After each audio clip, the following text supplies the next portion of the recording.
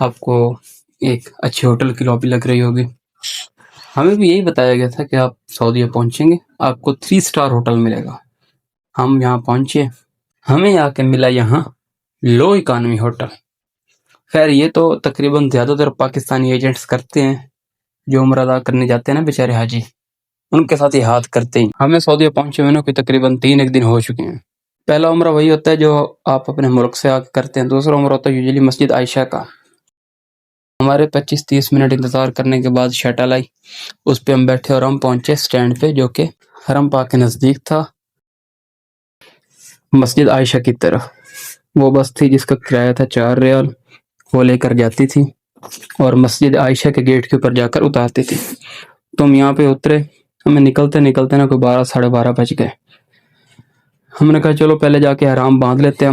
ہم نے پہنا ہوا سوٹ تھا, ہم نے کہا وہیں جا کر احرام وغیرہ پہن دیں گے, نوافل ادا کریں گے اور نماز بھی وہیں سے پڑھ کے پھر واپس آ جائیں گے.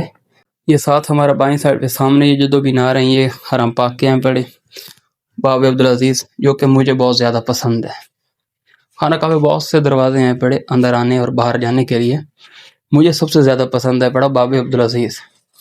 اس پسند کی وجہ یہ ہے کہ جیسے آپ اس دروازے کے اندر انٹر ہوتے ہیں نا, سامنے آپ کو خانہ کعبہ نظر آ جاتا ہے.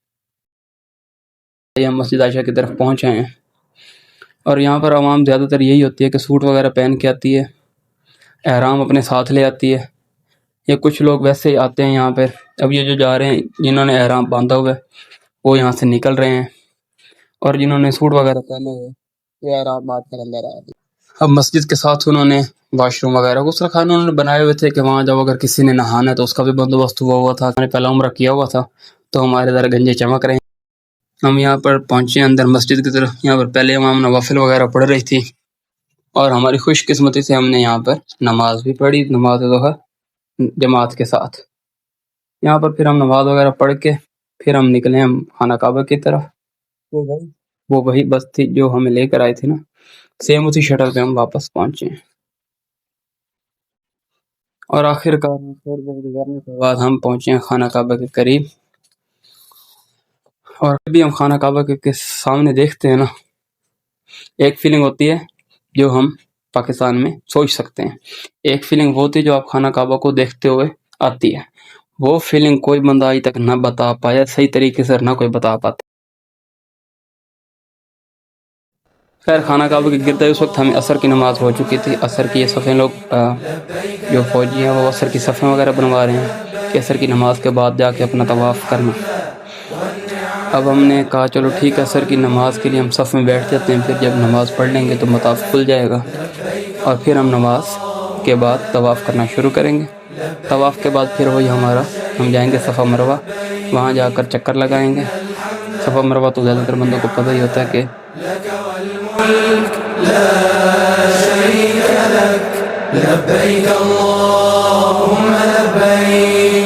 خیر یہ وہ ہم آ چکے ہیں. طواف کے 7 چکر مکمل کرنے کے بعد 2 نفل پڑھنے کے بعد ہم آئے صفا مروہ میں. صفا مروہ میں بھی یہی ہوتا ہے, 7 چکر لگانے ہوتے ہیں, پھر 2 نفل پڑھنے ہوتے ہیں اور اس کے بعد جا کر اپنا گنجا کروانا ہوتا ہے. اور گنجا کروانے کے بعد آپ واپس ہوٹل آؤ, احرام وغیرہ تبدیل کرو, نارمل کپڑے پہنو. اب چونکہ ہمیں عمرہ کرتے کرتے عشاء کی نماز ہو گئی تو اب یہ ہمارے واپسی ہوٹل جانے کے سفر ہیں.